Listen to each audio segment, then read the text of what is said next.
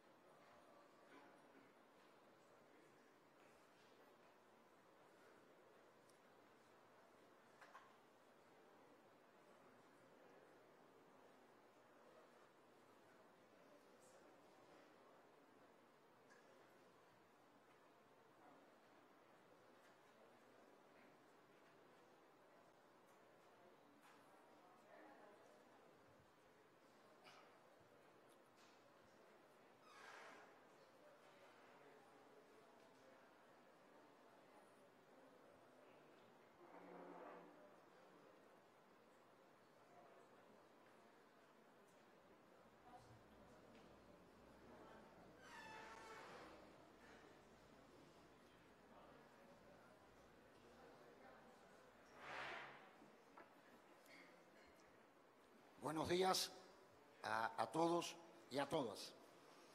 Les damos la bienvenida a los salones Cubanacán. En el día de hoy, el ministro de Relaciones Exteriores, Bruno Rodríguez Parrilla, presentará una actualización del informe de Cuba sobre el impacto del bloqueo económico, financiero y comercial de los Estados Unidos contra Cuba, con vistas a su consideración en la Asamblea General de las Naciones Unidas en el venidero mes de octubre. La presentación se está transmitiendo en vivo por Cuba Visión Internacional, Canal Caribe y vía streaming por las cuentas en YouTube y Facebook de la Cancillería cubana, Cuba Minrex. El informe se encuentra también disponible en el sitio web del Minrex en los idiomas español, inglés y francés.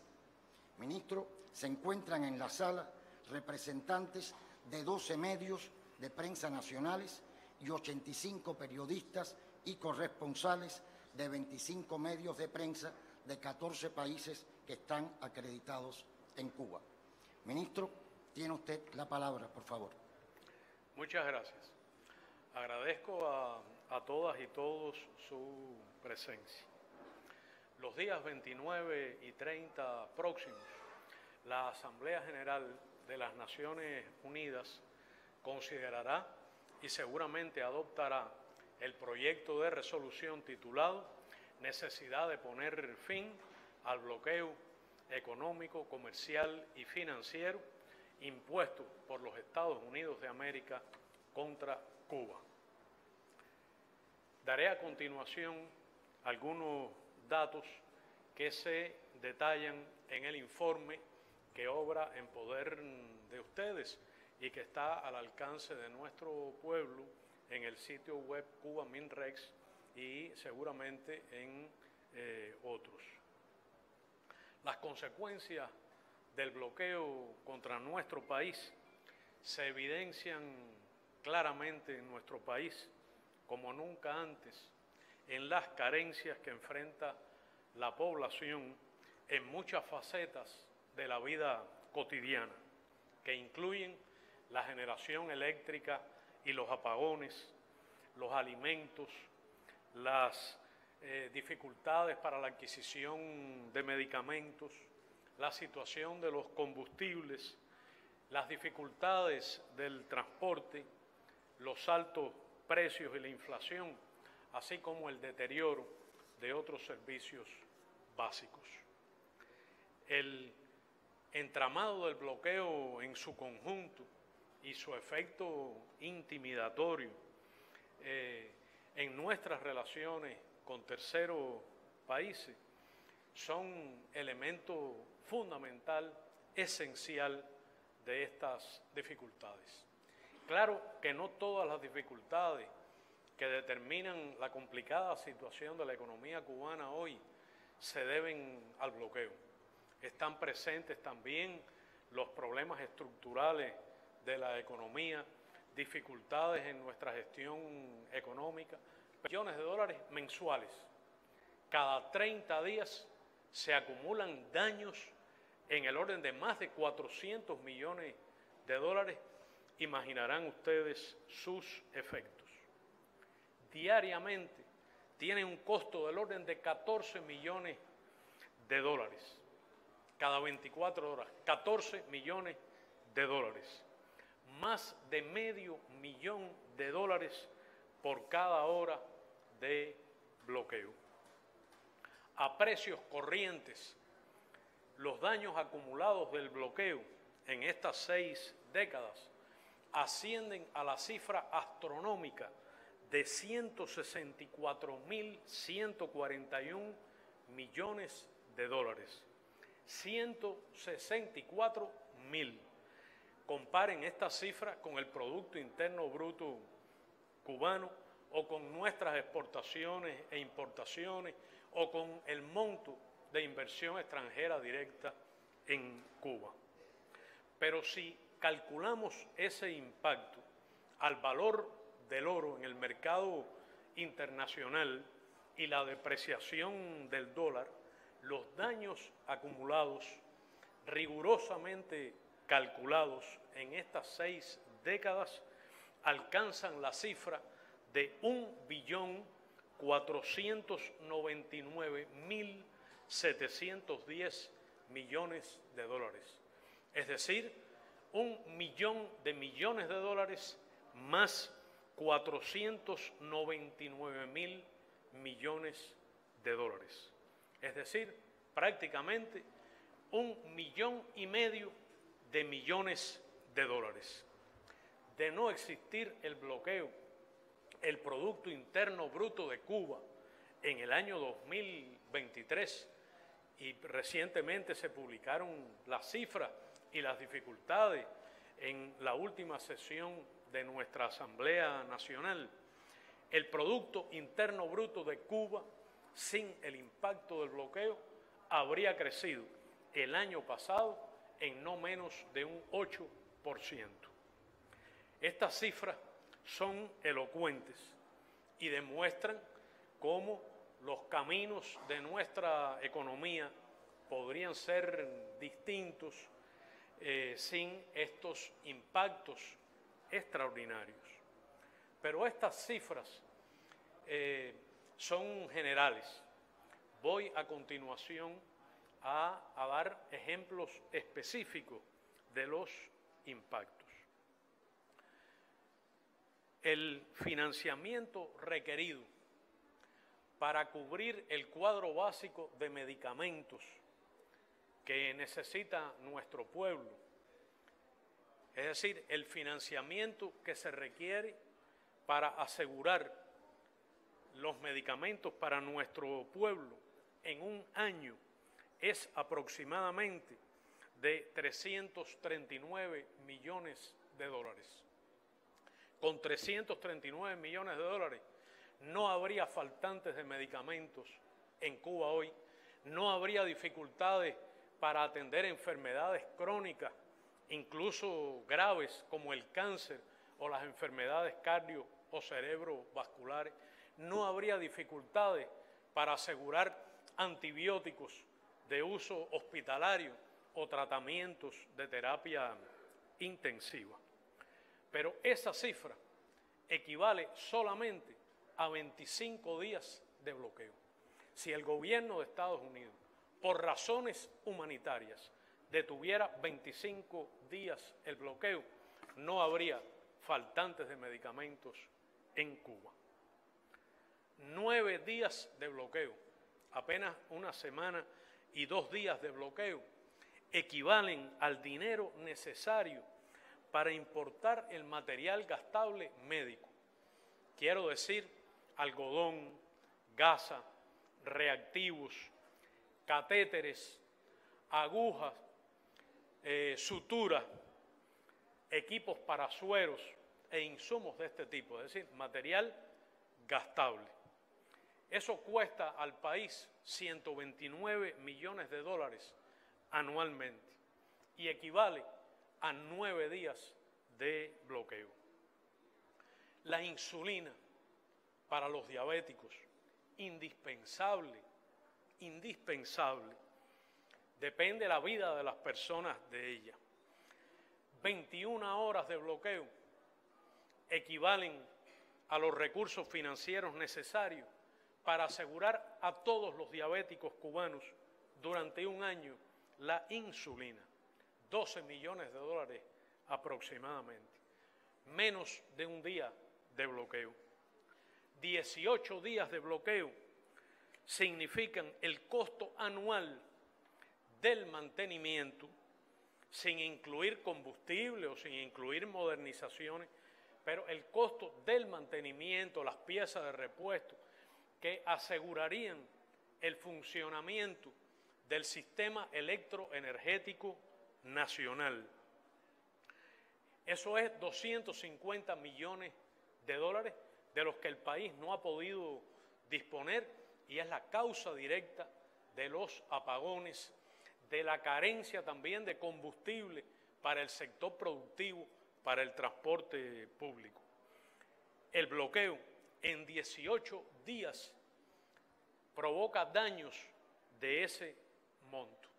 Si el bloqueo se detuviera poco más de 2 semanas, aseguraríamos de inmediato el mantenimiento de las termoeléctricas.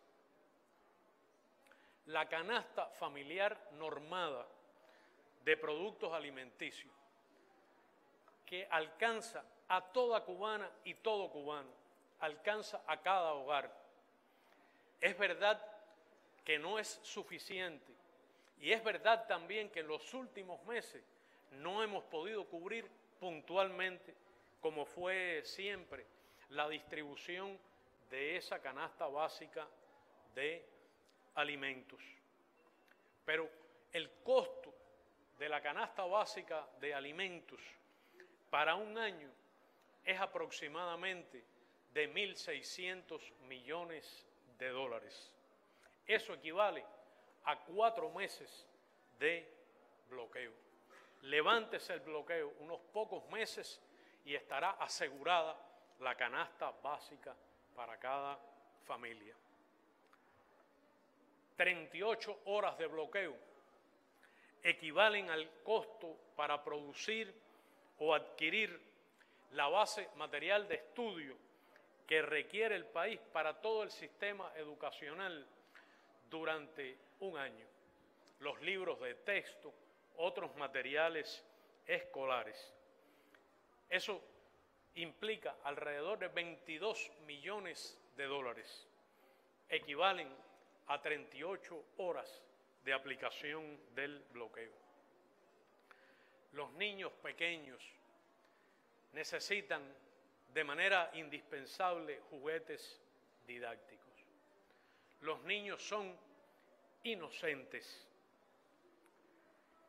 Todos los círculos infantiles del país dispondrían de los juguetes y medios didácticos necesarios si dispusiéramos de 4 millones de dólares y medio, de 4,5 millones de dólares. Eso significa 8 horas y es media hora de bloqueo. Para garantizar las computadoras en todos los centros educativos cubanos, hacen falta 25 millones de dólares como mínimo para reparar, modernizar las computadoras, que se sabe que es una virtud de la educación cubana lastimada por las implicaciones que tiene la agudización de la situación. Podríamos repararlas, modernizarlas y asegurarlas todas para todas las escuelas, para todas las niñas y niños y adolescentes, solo con 25 millones de dólares, que es el impacto de 2 días de bloqueo, de 44 horas de bloqueo. Pero si el bloqueo se detuviera 15 minutos, prácticamente el tiempo que llevo aquí hablando ante ustedes, podríamos adquirir los dispositivos electrónicos para cubrir la demanda de prótesis auditivas para los niños y adolescentes en situación de discapacidad auditiva, todos los cuales son atendidos en la educación preferente para ellos en las escuelas de nuestro país. 15 minutos, 144.000 dólares aproximadamente. El bloqueo priva a nuestros niños en edades críticas para su desarrollo intelectual y físico-motor de prótesis auditivas. 7 meses de bloqueo, 7 meses de bloqueo permitirían, si se detuvieran, adquirir todos los ómnibus necesarios para garantizar el transporte público, que hoy se sabe que provoca ansiedad y sufrimiento a nuestro pueblo. Alrededor de 2.900 millones de dólares serían suficientes. 7 meses de bloqueo. El mantenimiento para todo el año, el mantenimiento anual para todo el fondo de transporte público del país toma aproximadamente 40 millones de dólares. Eso es 72 horas de bloqueo, 3 días de bloqueo. Para la construcción de un programa emergente de viviendas, es decir, para poder atender las necesidades más críticas de vivienda en el país, hacen falta alrededor de 4.000 millones de dólares, 3.900 millones de dólares aproximadamente. Eso equivale a 9 meses de bloqueo.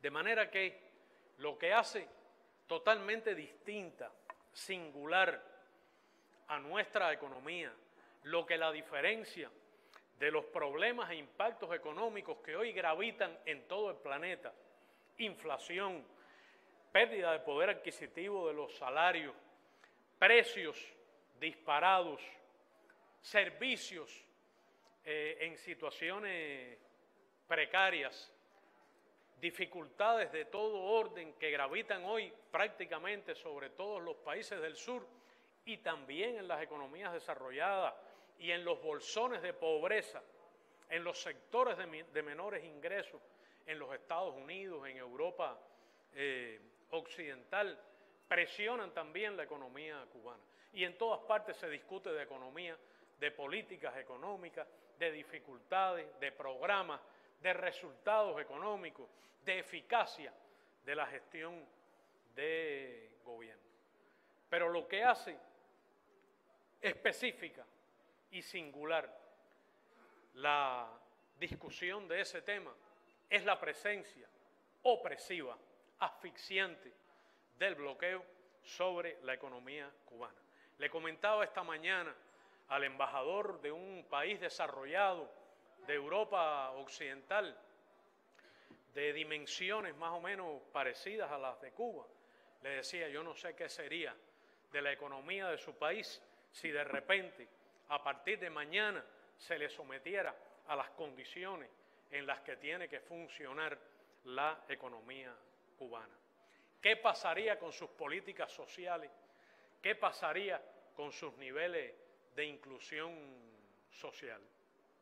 La guerra económica porque es una guerra económica, no en términos retóricos ni propagandísticos, es una guerra económica en términos técnicos, tipificada en instrumentos internacionales, que se realiza, que se ejecuta contra Cuba, provoca una situación de verdadera economía de guerra en nuestro país. A partir del año 2019, en la segunda mitad, antes del verano del 2019, comenzó la aplicación de más de 200 sanciones, 243 medidas, acciones, sanciones adicionales de bloqueo impuestas por el gobierno de Donald Trump contra Cuba, deliberadamente diseñadas para causar sufrimiento, para dañar a las familias cubanas, para provocar una explosión social, con el pretexto, recordarán ustedes, de los llamados ataques sónicos, a los que rápidamente el gobierno de Estados Unidos, cuando fueron demolidas por científicos cubanos y científicos estadounidenses, canadienses y europeos, aquellas hipótesis peregrinas, tontas, de ataques sónicos, pasaron a llamarle incidentes inexplicados de salud. El gobierno de los Estados Unidos y otros acaban de reconocer nuevamente, hace pocos días, otra vez, que aquellos no existieron, que no hubo ni ataques, ni hechos deliberados, ni incidentes inexplicados de salud, sino una conjunción de causas patológicas precedentes, de condiciones de salud precedentes. Algunos hablaron de efectos ambientales que después se han reproducido en decenas de capitales del mundo, incluida Washington, incluidos los predios de la Casa Blanca. Sin embargo, ese fue el pretexto para la aplicación de las 243 medidas de Trump contra el pueblo cubano. Ya aquello fue descartado. ¿Por qué no han sido levantadas esas medidas? El presidente de los Estados Unidos, Joe Biden, podría hacerlo mañana, si quisiera.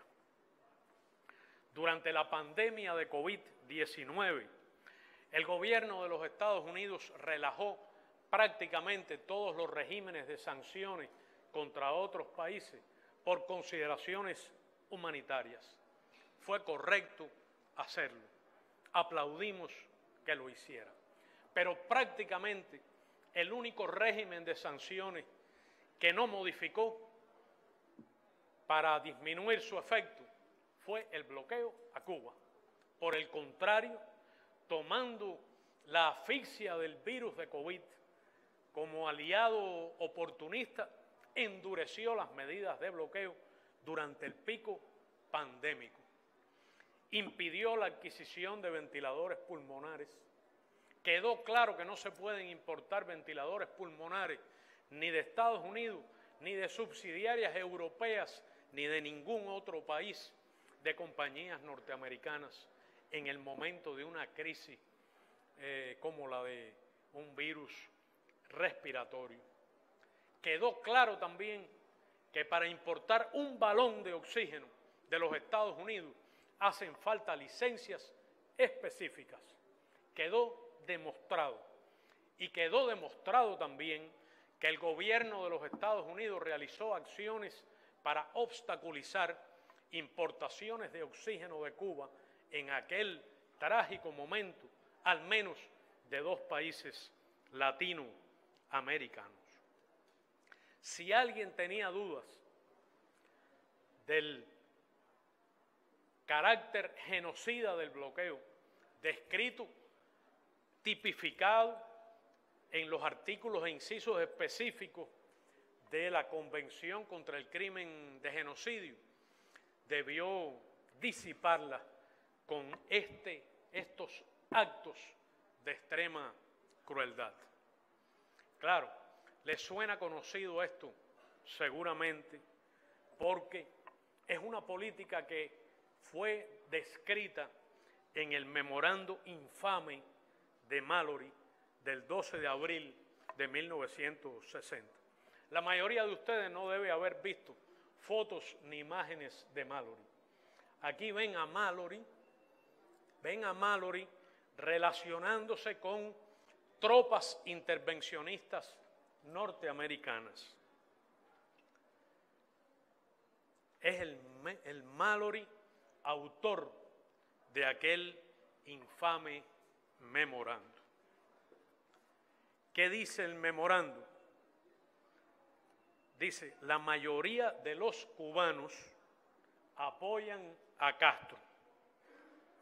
Ven ahí el facsímil, ven tachado su carácter de clasificación. Les tomó 30 años desclasificarlo. La mayoría de los cubanos apoyan a Castro. No hay una oposición política efectiva. El único medio previsible para alienar el apoyo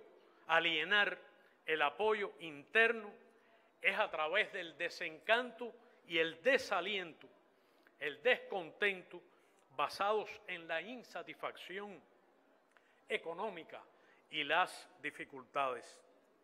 Escribió Mallory, si se acepta lo anterior o no se puede contrarrestar con éxito la voluntad soberana del pueblo cubano, quiere decir, se deduce que deben adoptarse rápidamente todos los medios posibles para debilitar la vida económica de Cuba.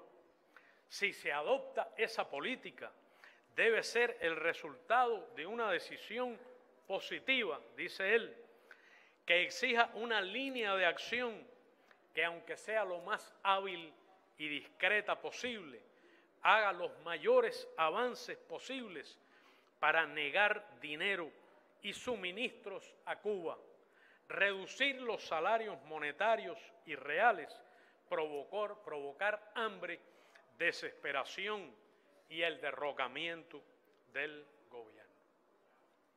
El impacto del bloqueo es visible en las calles, en los pueblos, en las ciudades, en las zonas rurales de todo nuestro país. Lo sorprendente es que esta pequeña isla, con pocos recursos naturales, aunque tiene de las más grandes reservas de níquel y cobalto del planeta, con su carácter insular y siendo una economía en desarrollo o subdesarrollada, haya podido desarrollar su economía y construir una obra social reconocida en todo el planeta durante 60 años y que en estos 4 años haya podido paliar en lo esencial, proteger las vidas de las cubanas y cubanos en medio de una pandemia frente a la guerra económica recrudecida, agudizada por parte del gobierno de los Estados Unidos y de la economía más importante del planeta y totalmente dominante de las relaciones económicas y financieras en nuestra región. Han reconocido voceros norteamericanos en días recientes la amplitud de las sanciones contra Cuba, fue la palabra que usaron, un régimen muy amplio de sanciones a Cuba. Es el sistema de sanciones, de medidas económicas unilaterales, coercitivas, más abarcador, integral, completo y prolongado de la historia que se haya aplicado contra país alguno y en particular que se haya aplicado por la superpotencia económica del mundo contra una isla pequeña vecina. Las excepciones para la aplicación del bloqueo se deben a la lucha de sectores de la sociedad estadounidense contra este. como es el caso de los agricultores, para conseguir licencias para la venta puntual de alimentos a Cuba. Alguien podría decir, es que la venta de alimentos en Cuba significa que el bloqueo se ha suavizado o que no existe. Mentiría o no entendería nada. Desde el año 2000 se produjeron esas excepciones y se produjeron a partir de consideraciones humanitarias, el efecto devastador de huracanes. Pero quien piense que eso es comercio, quien piense que eso es comercio de alimentos, me da la impresión de que se muestra mal informado. Existen reglas universalmente aceptadas de comercio y reglas de libertad de navegación, todas las cuales violenta e infringe el régimen específico de ventas restringidas, excepcionales, de alimentos por parte de empresas privadas de Estados Unidos a Cuba. El comercio, por su naturaleza, es bidireccional. Supone la existencia de créditos de instituciones financieras internacionales, gubernamentales o privados. Supone reglas comunes en que sea posible mover productos y servicios en ambas direcciones. Supone que la transportación internacional sea normal. Las ventas de alimentos a Cuba son discriminatorias y selectivas. Obligan a pagar por adelantado, a pagar por completo.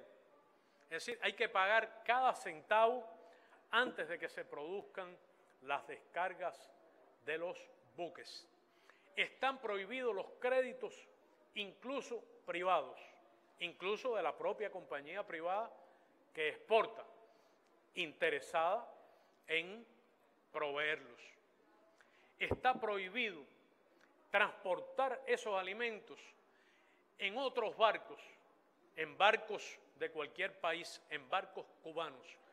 Es obligatorio traerlos en barcos norteamericanos, que por estas características discriminatorias regresan entonces a puertos norteamericanos vacíos con el incremento de los fletes. Estos suministros requieren licencias, no son de carácter general, requieren autorización del gobierno de los Estados Unidos.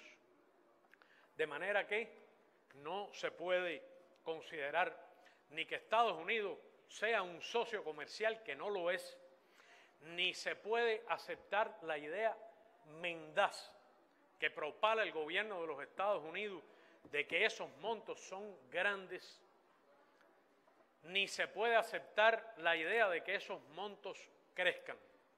Si el gobierno de los Estados Unidos, para atender únicamente el interés de sus compañías y de sus hombres y mujeres de negocios, flexibilizara estas ventas, las compras cubanas podrían ser mucho más importantes, como lo fueron hace aproximadamente una década, por las ventajas económicas que ofrecen los precios y los fletes, dada la cercanía geográfica. Pero eso tampoco ha ocurrido, a pesar del reclamo de los productores y comerciantes de productos agrícolas estadounidenses. El informe demuestra el daño humanitario a las familias cubanas. Alguien podrá decir, bueno, puede que haya algún error de gestión en la economía, pero esos errores son involuntarios, nos duelen. Pero lo que es deliberado, lo que es resultado de un diseño, lo que es un plan para destruir nuestro orden constitucional, para intervenir en nuestros asuntos internos, para provocar dolor y daño humanitario en las personas es el bloqueo a Cuba. En este informe, al que ustedes podrán acceder, por primera vez damos algunos datos de cómo el bloqueo daña también al sector no estatal, al sector privado de la economía cubana. Existen efectos letales para nuestras finanzas internacionales y nuestra economía, que provocan además daño humanitario directo. Es el caso de la presencia infame, la inclusión infame de Cuba en la lista de países supuestamente patrocinadores del terrorismo. Nunca debió estar nuestro país víctima del terrorismo de Estado, de gobiernos de los Estados Unidos, víctima hoy de acciones violentas y terroristas que se organizan, financian desde territorio norteamericano hasta este minuto con total impunidad, o de las incitaciones a la violencia y al terrorismo contra Cuba. 9 días antes de la toma de posesión del actual presidente de los Estados Unidos, se incluyó a Cuba de una manera aviesa y totalmente infundada otra vez en esa lista. Sin embargo, hace pocas semanas, en mayo de 2024, el gobierno de los Estados Unidos decidió excluir a Cuba de otra lista que casi nadie conoce porque tiene un valor secundario y residual. Tiene que ver solamente con suministros militares de Estados Unidos, etc. El secretario de Estado, Antony Blinken, en una audiencia en el Congreso de los Estados Unidos, cuando fue preguntado por agresivos e irrespetuosos congresistas de origen cubano, de los motivos por los que se había sacado a Cuba de aquella lista tonta de países que no cooperan totalmente, tuvo que explicar no solo que Cuba coopera de una manera intensa y útil para los Estados Unidos, para la sociedad estadounidense, en la aplicación de la ley, en la lucha contra el terrorismo, en la lucha contra el narcotráfico, en la lucha contra el tráfico de personas, en la lucha contra el crimen organizado. Pero eso no fue lo más significativo. Lo más significativo es que explicó que habían decidido sacarnos de aquella lista secundaria porque habían cambiado las circunstancias, dijo. Y después detalló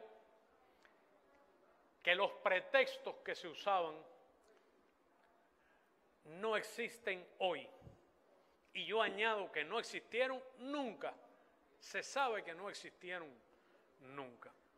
Sin embargo, él lo acaba de reconocer e incurre en la contradicción flagrante, en la paradoja de si esos pretextos no existen y si supuestamente cambiaron las circunstancias, aunque yo repito que nunca existieron, entonces ¿por qué mantienen a Cuba en la lista de países patrocinadores del terrorismo?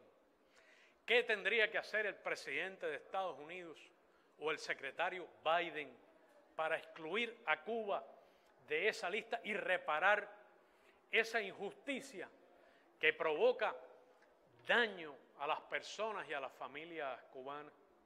Lo único que tendrían que hacer es firmar un papel. Lo podrían hacer esta tarde. Tienen todas las facultades ejecutivas para hacerlo. Ya se hizo una vez. Podrían apelar a la decencia mínima, a la honestidad esencial y volver a hacerlo.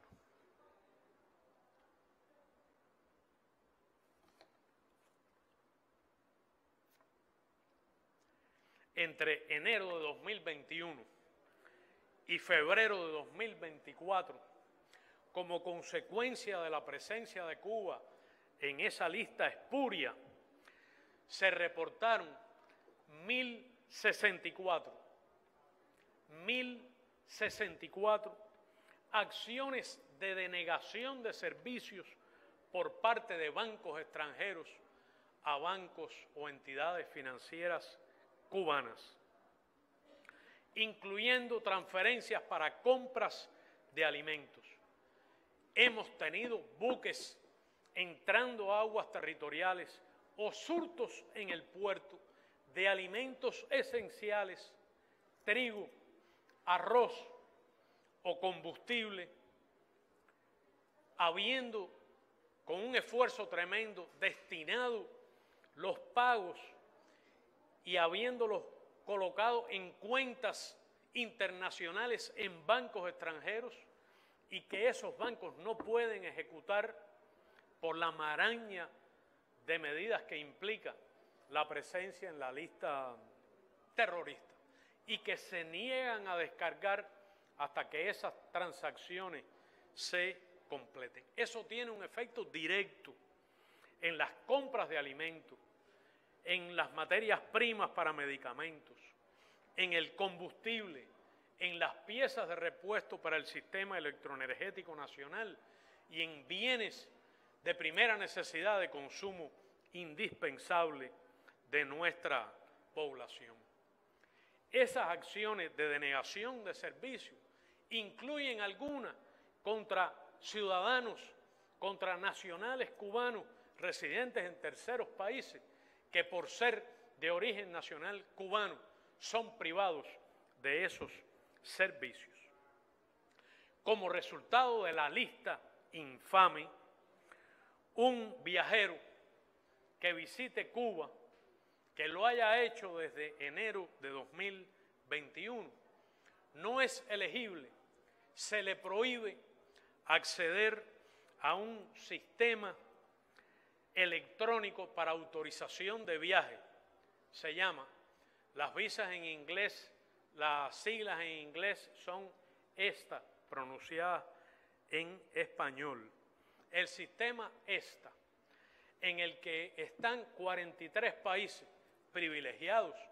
Esta es una visa que usted puede, desde su móvil, ahora mismo, hacer la solicitud de visa, ir para el aeropuerto y abordar una aerolínea norteamericana o internacional, simplemente con esa aplicación en su móvil de manera automática. Sin embargo, la presencia de Cuba en esa lista y una decisión del gobierno de los Estados Unidos de enero de 2021 priva a cualquier viajero, lo mismo por razones humanitarias, lo mismo alguien que venga a un tratamiento médico, a visitar a un familiar, por cualquier razón que venga a Cuba, le prohíbe acceder a ese sistema y lo obliga entonces a recibir las visas ordinarias administrativas, lo obliga a tener una cita consular o relacionarse directamente con un consulado estadounidense. Esto demora meses, la obtención de una visa. Es impredecible a veces el resultado y es costoso. ¿Y esto contra quiénes se aplica? ¿Quiénes son estos 43 países? ¿Los países de África? No. ¿Los países del sur? Tampoco. Este régimen privilegiado de visas existe para Europa Occidental fundamentalmente, para miembros de la Unión Europea, para países de la OTAN, para países industrializados. Obviamente es aplicable para países que son emisores de turismo hacia Cuba y tiene el fin deliberado de dañar, golpear, afectar el turismo internacional a Cuba, a sabiendas de que la industria turística ha sido durante los últimos 35 años una locomotora de la economía cubana. Fue uno de los programas de salida de la difícil situación económica de los años 90 del periodo especial y está dirigida a impedir la recuperación del turismo a Cuba, golpeado ya por la crisis económica internacional, por el incremento de conflictos y guerras en el mundo. Pero en semanas recientes, el gobierno de los Estados Unidos hizo pública la privación de esas visas a 300.000 ciudadanos europeos occidentales. A 300.000. Hizo públicos sus nombres para buscar un efecto intimidatorio en los demás, en un acto que es una gruesa violación de la libertad de viajar, no ya de los norteamericanos, a los que se le conculca brutalmente y hoy no pueden venir a hacer turismo a Cuba, ni pueden venir para viajes religiosos, estudiantiles, académicos, deportivos o humanitarios de manera individual o sin licencias específicas o sin que después apliquen represalias contra ciudadanos que supuestamente hayan violado esas regulaciones. Recuerdo a un matrimonio de la tercera edad de ciclistas que vinieron a recorrer a Cuba en bicicleta y recibieron sanciones penales y administrativas de decenas de miles de dólares de una manera cruel y disuasoria. Publicaron ahora esos 300.000 nombres. Conculcan la libertad de viajar de los norteamericanos y ahora también de los europeos y de los ciudadanos de los restantes 43 países. Estas medidas han causado un daño al sector turístico del orden de 2.500 millones de dólares. 2.500 millones de dólares menos para la economía cubana. Pero el bloqueo tiene un impacto particular también en el sector privado de la economía cubana, asociado en lo fundamental al turismo o incluso a los viajes de ciudadanos norteamericanos. Prácticamente la mitad de los estadounidenses, los servicios de los que disfrutaban y solicitan en Cuba es en el sector privado de la economía, que también sufre daños significativos.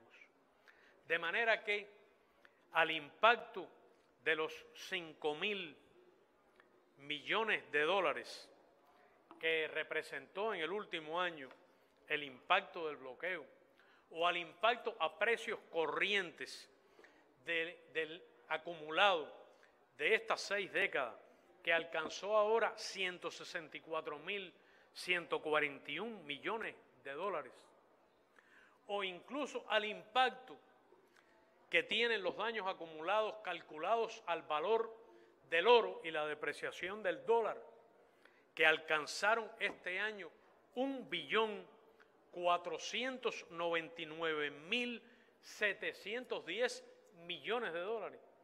Es decir, 1,5 millones de millones de dólares.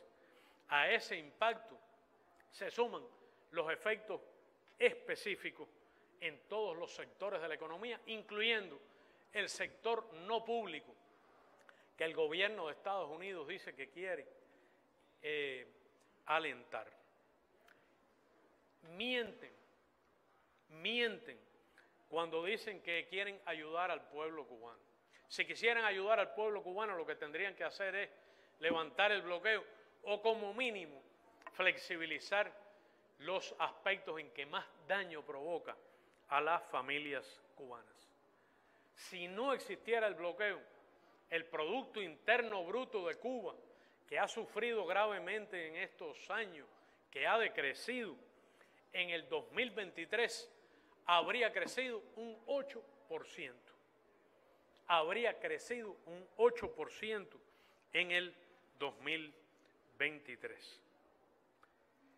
Pero el sector privado de la economía, solamente relacionado con los viajes de estadounidenses, habría recibido no menos de 107 millones de dólares adicionales si la prohibición de viajar a Cuba se levantara o se modificara, como ocurrió en los años 2015 y 16.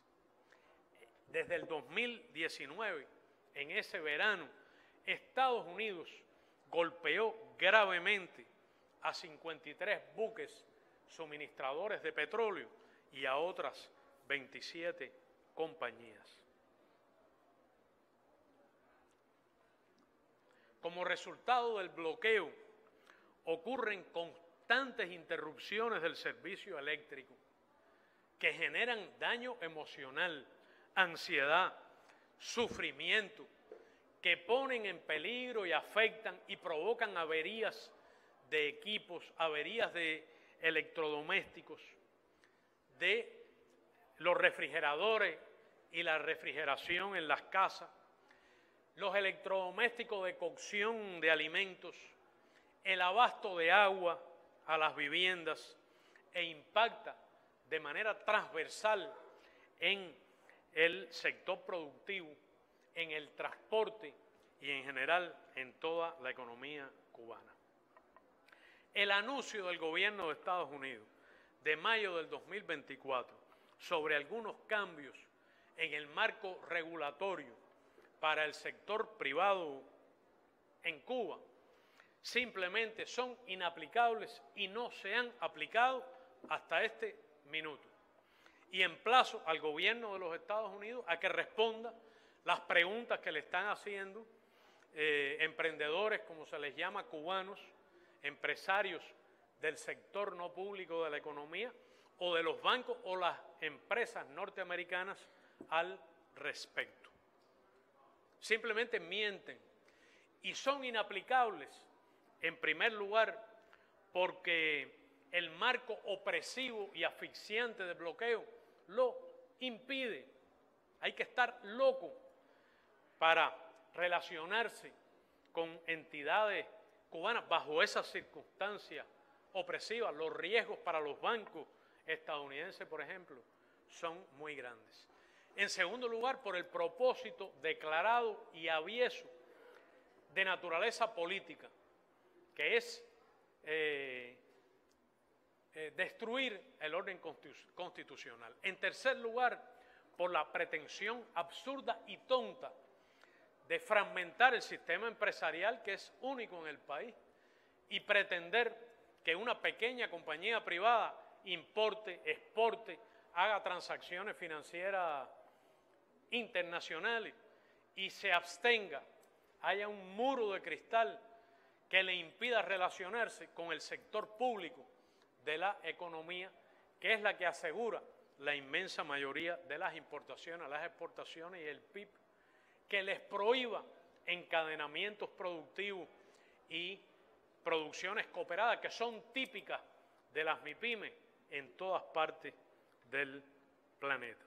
Pero para colmo, el efecto intimidatorio de sus regulaciones y el hecho de que no hayan modificado ninguna hace totalmente inaplicable esas acciones que dentro de la ley cubana hemos decidido aceptar, y a pesar de los propósitos agresivos y hostiles que han declarado.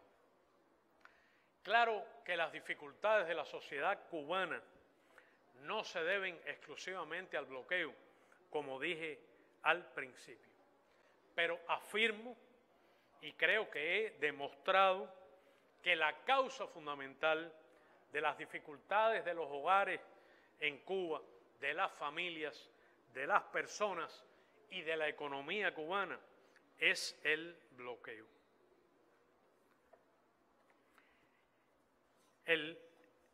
nuestro pueblo y nuestro gobierno trabajamos denodadamente juntos para sortear las vicisitudes que provoca el bloqueo, para hacer más eficaz la gestión de gobierno, para a todos los niveles hacer más eficaz la gestión económica.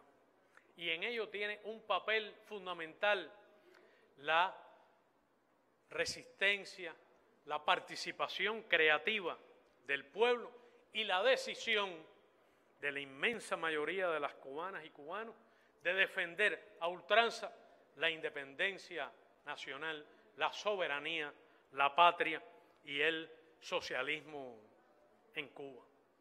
Esa determinación de nuestro pueblo incluye luchar contra las desigualdades sociales, disminuirlas, incluye luchar por el aumento de los ingresos legítimos resultados del trabajo, por la prevención, la corrección y el enfrentamiento resuelto a las distorsiones que se han producido en nuestra economía, a la participación del pueblo para reimpulsar esta, al enfrentamiento gubernamental y popular a las ilegalidades, a los delitos, a la corrupción, a los precios especulativos y abusivos, el apoyo y la participación popular en la ejecución de acciones para la estabilización de la macroeconomía,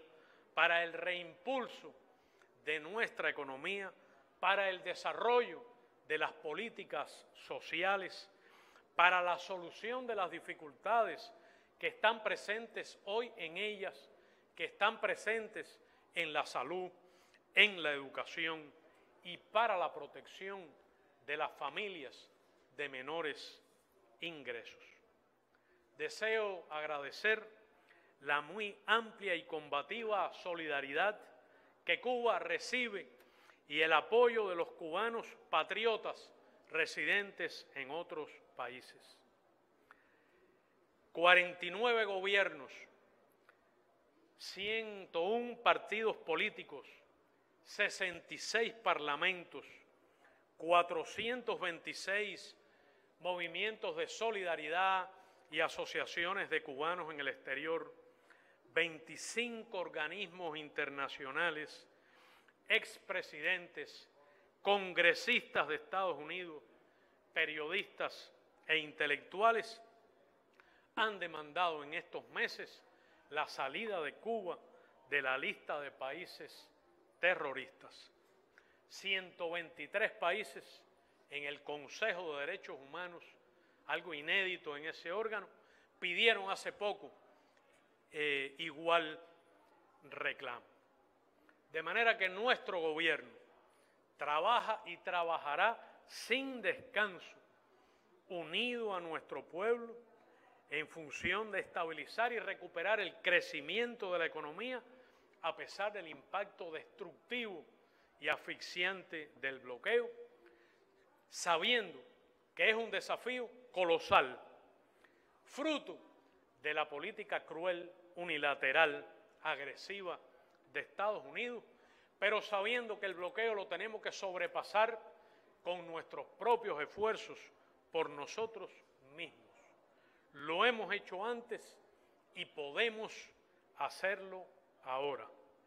Tenemos que hacerlo, tenemos que tumbar el bloqueo nosotros mismos. Muchas gracias.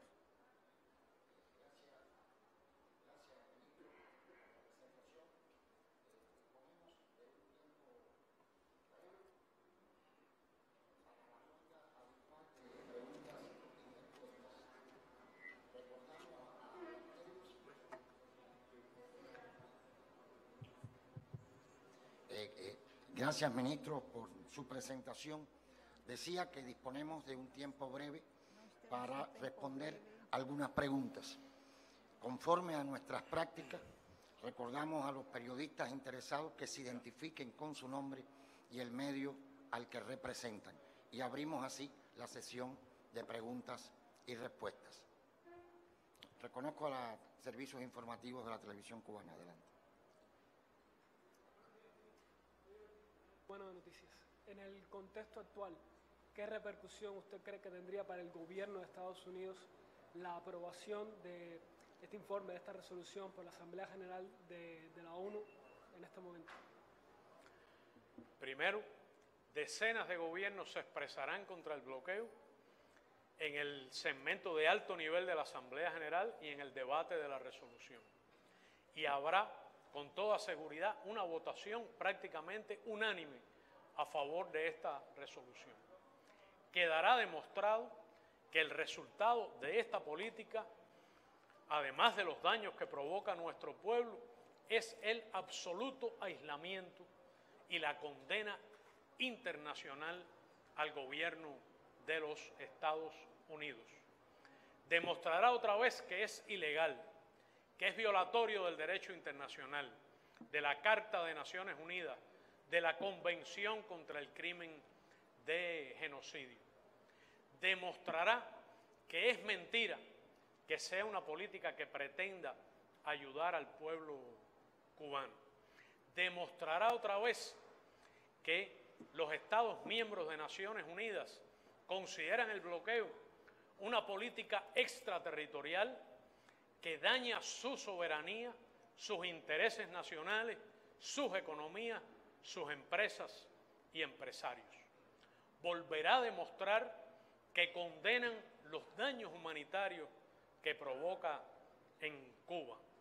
Reiterará que el bloqueo afecta a los ciudadanos estadounidenses y de otros países, que afecta a las familias de cubanos residentes en los Estados Unidos. Lanzará un mensaje poderoso de orden legal, jurídico, un poderoso mensaje de orden político, un mensaje poderoso de orden moral, ético. Y será muy oportuno porque apenas unos días después se producirán las elecciones en los Estados Unidos. Será el recibimiento de la comunidad internacional al nuevo o nueva presidenta o presidente de los Estados Unidos. Será un llamado al actual presidente Biden de que utilice sus facultades ejecutivas, que son amplísimas, para modificar esta política que heredó del gobierno republicano y que, sin embargo, él ha aplicado con similar rudeza. Será una oportunidad para el próximo presidente o presidenta de los Estados Unidos para reparar una injusticia, para cesar en los daños humanitarios, para ganar credibilidad en su política exterior, para evitar el daño tremendo que sufre la lucha contra el terrorismo y el crimen internacional, lastimado por la politiquería y la utilización con fines políticos de la lista de países patrocinadores del terrorismo, porque tendrá la oportunidad de desarrollar la cooperación con Cuba y porque Cuba siempre ha expresado disposición para tener un diálogo basado en el respeto mutuo, la igualdad soberana,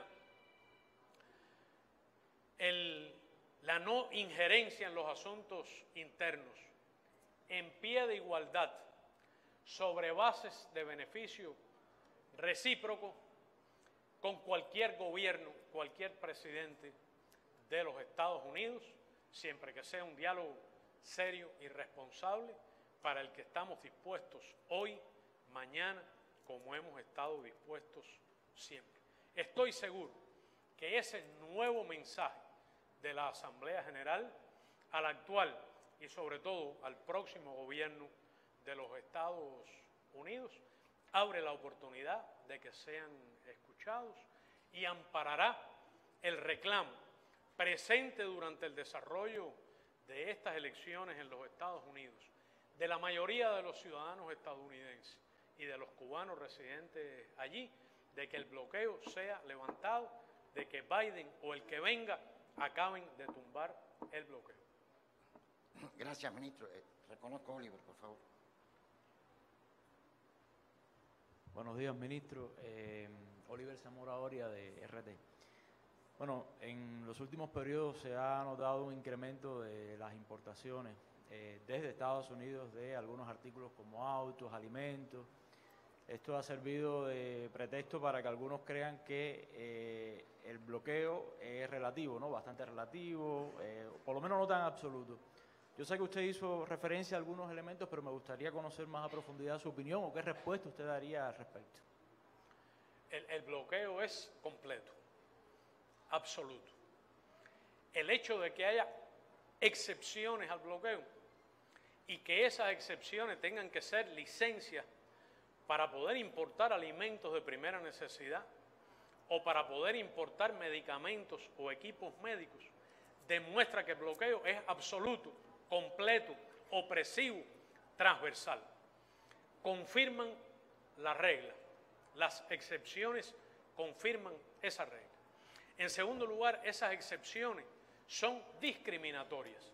Como expliqué antes, vulneran las reglas del comercio internacional, de la libertad de navegación, dañan el interés de los cubanos y dañan también el interés de los empresarios y las compañías estadounidenses. Ocupan una proporción pequeña en el comercio internacional verdadero de Cuba. Las transacciones con MIPYMES del sector no público de la economía cubana son verdaderamente muy pequeñas, aunque es verdad que tienen presencia actualmente en el consumo de la sociedad cubana, sobre todo de productos terminados, pero no tienen un peso. En tercer lugar, es mentira que estén creciendo las importaciones de alimentos de Estados Unidos. El gobierno estadounidense miente normalmente y estoy seguro que el 30 de octubre van a volver a mentir cuando den el dato supuestamente de exportaciones a Cuba. Y en realidad den el dato no de lo que exportaron y entró a Cuba, sino de las licencias que dieron, que sí, pero que no se ejecutaron por las condiciones generales y opresivas del bloqueo. Entonces dan un dato siempre exorbitante y mentiroso. O incluyen en ese dato las donaciones, que son pequeñas, pero que tienen un valor inestimable para el espíritu de nuestro pueblo por su carácter solidario que realiza la sociedad civil, las organizaciones de los Estados Unidos, generalmente no solo contra la política norteamericana, sino contra el acoso aduanero de otras agencias del gobierno de los Estados Unidos, de la OFAC, etcétera, amenazando con sanciones por dichas donaciones humanitarias. Podrían crecer esas compras porque debido a la cercanía geográfica, la estructura de precios y el hecho de que los fletes son más baratos porque son pocos kilómetros, podrían crecer si Estados Unidos flexibilizara otros aspectos del bloqueo o si no le negara a un productor de alimentos o a un granjero o a un comerciante de productos de la agricultura, si no les negara la posibilidad de tener un comercio bidireccional y si no le negara a las farmacéuticas norteamericanas importar vacunas, productos farmacéuticos, muchos de ellos que son los únicos o los más eficaces que existen en el planeta. O si no, le negaran a los consumidores norteamericanos disfrutar de productos como el tabaco cubano o productos, los rones cubanos o productos tradicionales, o si no bloquearan las exportaciones de níquel cubano hacia los Estados Unidos, o si no dañaran las exportaciones hacia terceros países. Una vez fue alto el nivel de compras de Estados Unidos, hace ya unos 10 años aproximadamente, fue significativo. Hoy la verdad es que no lo es, aunque en algunos renglones se note significativamente como es el consumo de algunos alimentos por nuestro pueblo. De manera que reitero que el bloqueo es absoluto, completo, opresivo, transversal, y que las excepciones mediante estas licencias singulares para determinados productos lo que hacen es confirmar las reglas. Y vuelvo a las importaciones de oxígeno y equipos médicos, respiradores pulmonares durante la COVID, impedidas precisamente por el bloqueo. Gracias, ministro. Para este lado, reconozco, Juan, Agencia F, ¿no? Mira el micrófono aquí, por favor. Acá.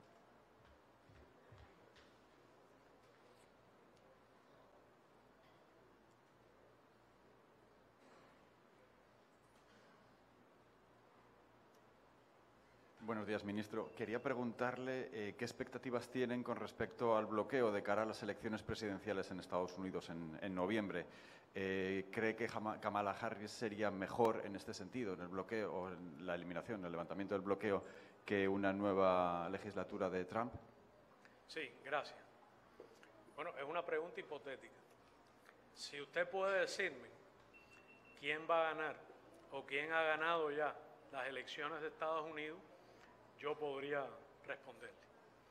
Lo que puedo decirle es que la eliminación del bloqueo debe ser unilateral, incondicional, completa e inmediata, por las razones de que es ilegal, violatorio del derecho internacional, conculca libertades de los ciudadanos estadounidenses, es antidemocrático porque vulnera y desconoce la voluntad de los electores estadounidenses y de los cubanos residentes en los Estados Unidos, porque en algunas plataformas fue prometido hacerlo así a los electores, por el hecho de que Cuba siempre ha estado dispuesta a un diálogo serio y responsable sobre bases de igualdad soberana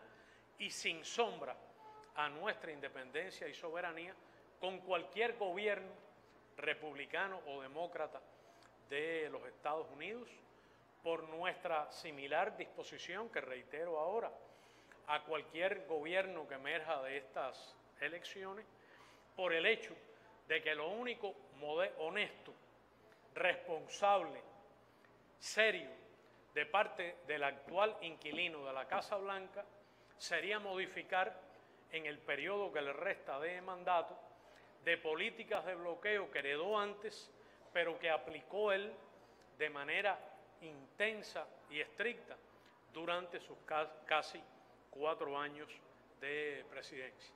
Pero le reitero que es una pregunta hipotética, podré responderle cuando se conozca el resultado de las elecciones con más propiedad. Bueno, voy a recoger una última pregunta y te veo, Andrea. ¿No? ¿Alguna otra pregunta? Bueno, muchas gracias. Muchas gracias. Les agradezco a todas y todos su presencia.